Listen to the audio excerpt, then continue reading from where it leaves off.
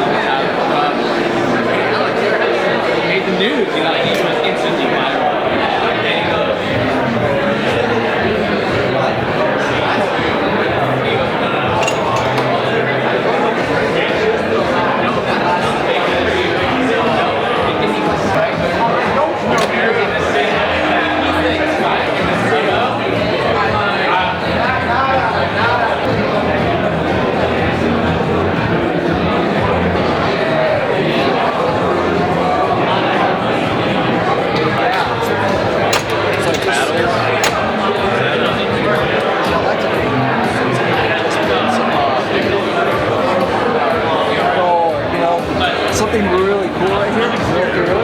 No, they make the extension kits for the exterior Porsches and stuff. So it's just a metal thing.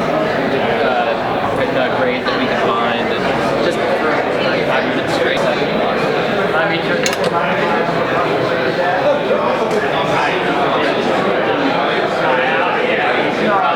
that there will be things that make it more far faster. But like, out of the box at 70 plus. I mean, So thanks Honda for having us. Those are just some sights and sounds. If you haven't seen the stats on the vehicles yet, you've got two models, the R and the X. Starting off with the R. The R model has 17.7 inches of travel in the front, 20 inches of travel in the rear, 104 horsepower. The R model has a 4+ link rear suspension system, while the X model has a more traditional 3-link setup. The first thing when you look at the specifications that I really think Honda did well with the R model is the 92-inch wheelbase and 68.5-inch width. Those are great numbers to start off with for a 2-seat vehicle for the type of terrain we have down here in the Southwest. The X model gets the 14.6 inches of front wheel travel, 15 inches of rear travel, a little bit shorter wheelbase by about 5 inches. And both models feature the 6-speed DCT transmission, which is something that we expected, and of course Honda delivered on that.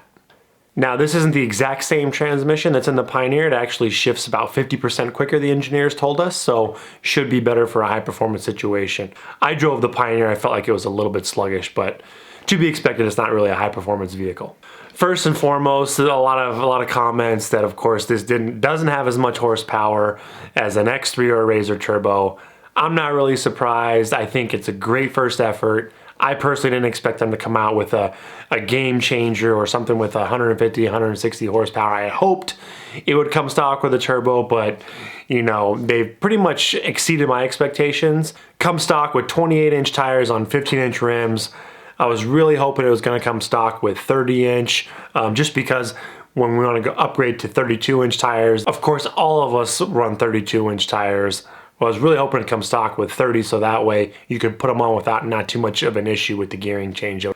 Couple of interesting facts: both the X and the R model have essentially the same chassis. It's the suspension components that make up for the differences in wheel travel and wheelbase. And the X model comes with a hill start assist feature, which I think that type of customer is really going to enjoy. After getting to sit inside the vehicle, take a look at it, touch it, feel it, a couple things definitely jump out. I think quality-wise, we expect a very high level from Honda. The doors and the seats are very high quality. Really nice to see that stock. The seats are already cut out for harnesses. The doors close with a secure latch. Nice fit and finish. 2 thumbs up on those.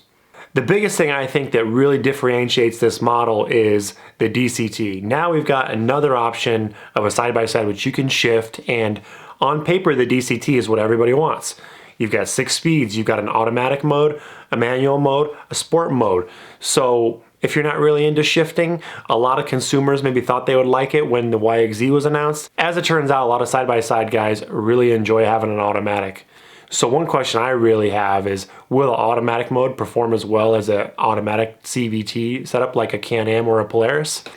You know, I'm a dirt biker, so the thought of having a shifting side-by-side, it sounds really appealing. It's gonna be fun just to be able to come in hot to a turn, maybe bang down a couple gears, keep the revs up, accelerate hard. The shifting transmission is really gonna add a whole new experience. Like the YXZ did, this is gonna be different. You get the paddle shifters, it's gonna feel, I'm assuming it's gonna be pretty fun, you know, being able to control that power. Honda claims that even though it is 104 horsepower, it's putting more power to the ground than the biggest competitor, AKA the Razor 1000, because of the efficiency of the transmission. And being able to shift gears is just gonna make it that much more fun to be able to use that power as much as possible. So being a dirt bike rider, you know that having a lot of power isn't necessarily gonna make you faster.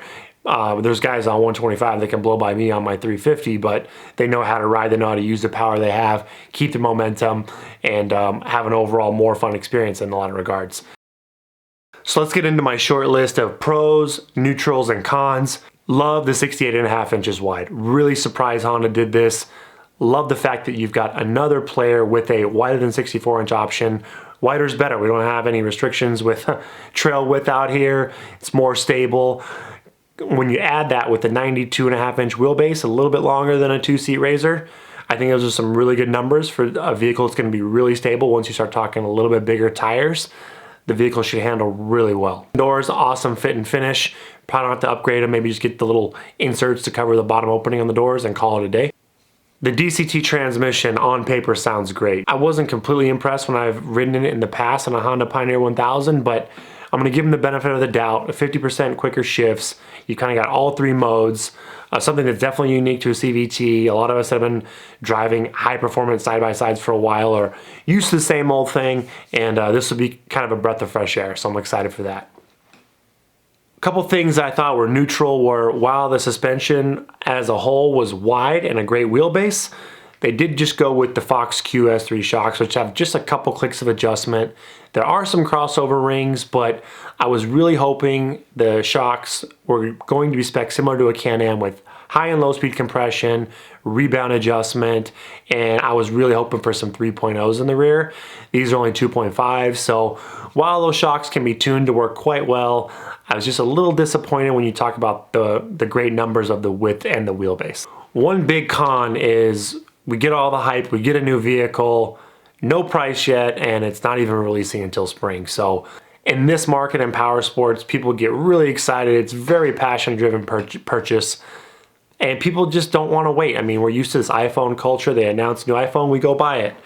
In the past, Can-Am and Polaris, they come out with a new vehicle. It usually ships within 1 to 3 weeks. So the fact that Honda is not going to have much going on in terms of having these in stock at dealers in a while, it's a big bummer. I think a lot of people are going to have some deposits and maybe kind of just throw their hands up in the air and go with something else. Another con, the i4-wheel drive system sounds good on paper, a lot of technology, but if it's not a true locking differential, it's not going to cut the mustard when you're in Moab, when you're in hardcore rock crawling situations. So now that Can-Am's got the smart lock, they finally got over their issues in terms of having a nice legit 4-wheel drive setup with the front diff. Polaris, I think, is definitely an industry standard. The on-demand 4-wheel drive works stellar. So it needs to be on par with those two to be a great all-around vehicle. And for guys, not only in the Southwest, but all around the country to buy this vehicle, you've got to have real 4-wheel drive. Ultimately, if Honda wants to sell a lot of units, that 4-wheel drive is going to have to work well anywhere. The rear suspension, even though I like the numbers, I really don't like the added complexity. Looking at it, it just doesn't look as beefy and burly. It doesn't look like a beefy race car, you know, it's obviously not a race car, but, you know, I like more, they keep it simple in terms of just a big trailing arm, minimal radius rides, and make it all beef. The sway bar looks a little flimsy to me. Kind of was hoping for something a little more simplistic. On paper, I think the better geometry sounds good, but whether or not that's going to lead to better handling and that much better handling to potentially compromise reliability, I'm a little skeptical. And the last con, which after speaking to some engineers at the show, was they told us the shift points were really optimized for a 28 to 30 inch tire. We're running at least 32 inch tires. It's all about 32s in the Southwest. Everyone that rides knows what I'm talking about. And if you can't put 32s on this vehicle without some type of re-gear, which on this type of transmission is not going to be cheap if available at all, that could be a big letdown. Now the DCT does have a high and low and 6 speed, so you would assume throwing 32s you'd still have a low enough gear for some real rock crawling, but really we're not going to know until the first customers get these things, throw tires on them, and get them out in the field. As a whole, I think Honda did great. The real question is, what's the price going to be? I think at $18,000, $19,000, $19,999 even, this thing's going to do well. If Honda goes $22,999, $23K, 104 horse, it's going to be really hard. I mean, obviously, a lot of people are going to buy it because it's a Honda, because it's a transmission. But after those first early adopters, it's going to be a big battle to see who's going to win on the showroom floor. So that's what I think. Let me know what you guys think in the comments. Whether you think you're interested in demoing it, potentially buying it, or there's no way you'd consider it, whether you want to wait a year. Looks like on their website the first demo ride is Rally on the Rocks in Moab in May. Hopefully they will do something sooner just to kind of keep that hype like I mentioned. That hype's a big deal in power sports, and you don't want to lose it. And in today's world, we're all used to getting things fast. So hopefully Honda can do some demo rides or keep it in the public eye as much as possible. Maybe give it a couple of these demos to some aftermarket brands, let them accessorize them, ride them, get some real ride reports, and hopefully get a chance to drive this thing soon and give you our honest feedback once we get some wheel time. All right, YouTube, that's a wrap from Honda's unveiling of the Talon 1000X and R models. Thanks like always for tuning in. We appreciate your support. So until next time, we'll see you then. Another Chupacabra sighting. I've never run across anything like this. Do you believe in the Chupacabra?